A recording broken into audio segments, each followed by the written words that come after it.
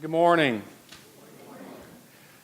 I don't know about y'all, but in my home, we always leave up a few sort of lingering reminders of Christmas.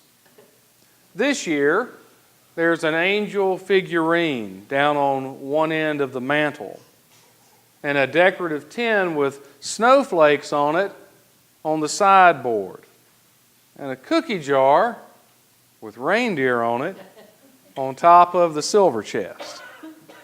Now those can kind of escape the obvious connection to Christmas. Angels are good all year round.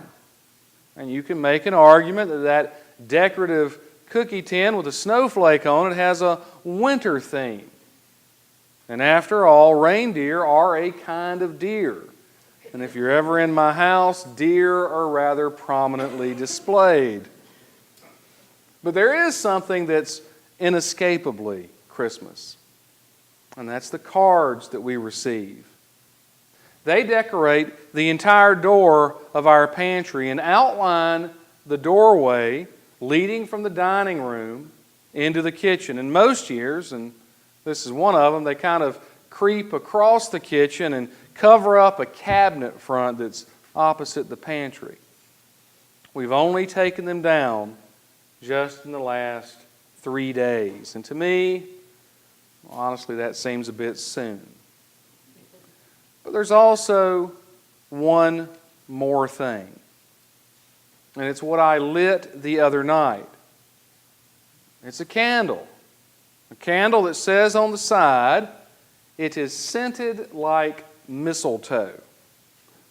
Now, I'm pretty sure that's just marketing. I don't know what mistletoe actually smells like, but the candle smells like Christmas trees. And once it's lit, it fills the house with memories. From the cedars I used to cut with my father and brothers to the fir trees that Rebecca and I now buy from the Optimist lot. It reminds me of every tree we've ever brought into the house and even the trees of my childhood. I can close my eyes and see the lights and the ornaments and even the image of my great-grandfather, Papa, standing up at the landing at the top of the stairs at my grandparents' house with a fist full of icicles that he was going to throw from the top of the staircase to drift down over the branches of the Christmas tree at my grandparents' home. Papa really liked eggnog.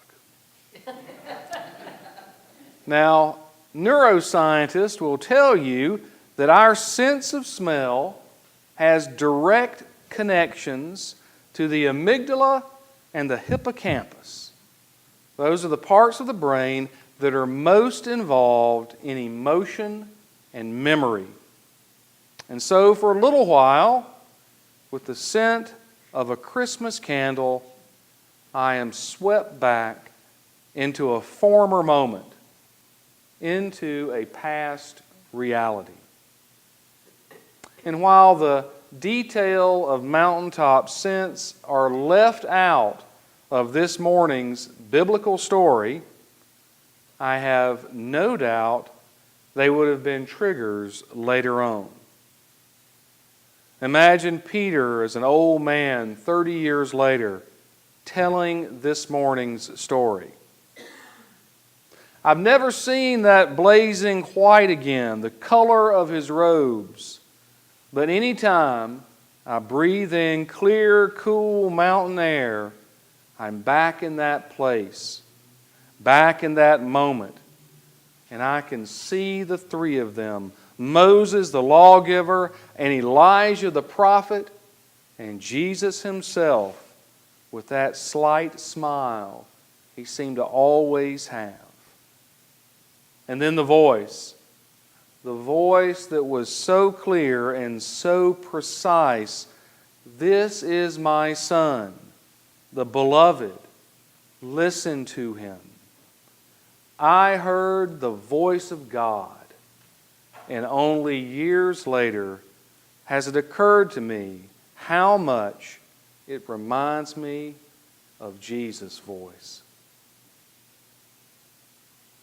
Now, Peter and James and John are the only ones that shared that moment, that memory.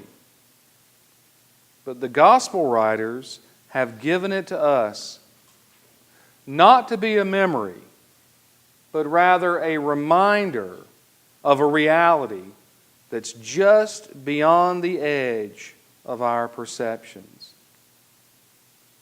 Advent and Christmas have come and gone.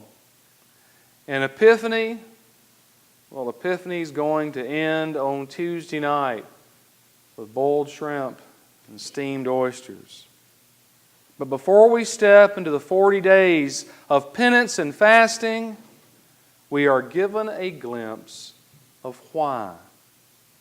Why we prepared through Advent, and why we celebrated at Christmas, and why we have all started this journey called the life of faith. Because we're not seeking anything as temporary as the example of a kind, moral teacher or an enlightened philosopher. We are actually and truly wrapped in the loving embrace of the Son of God, the giver of life and the source of hope. Peter and James and John have seen Him, and you and I have been saved by Him. Yes, that's an Episcopal priest saying that you are saved. Now, I don't use the word saved very often. I find it to be inadequate and too easily open to the idea of a single kind of wow moment in a person's life. The word we translate so simply as saved is sozo. And while we can speak of it with that single word, in its fullness, it means healed, delivered, and made whole. Actually, it means being healed, being delivered, being made whole. It's ongoing and transformative and something that occurs in ongoing relationship with Christ. Now, at the last service, we gathered at the font and we stepped into a salvific moment, one that started a young man, Ronnie Pellin, on the journey. On the same journey that we're all on, from the mountaintop today of the Transfiguration, through the hills and valleys of Lent, to the anguish of the cross, and the other hilltop of Calvary. That is the journey. That is life.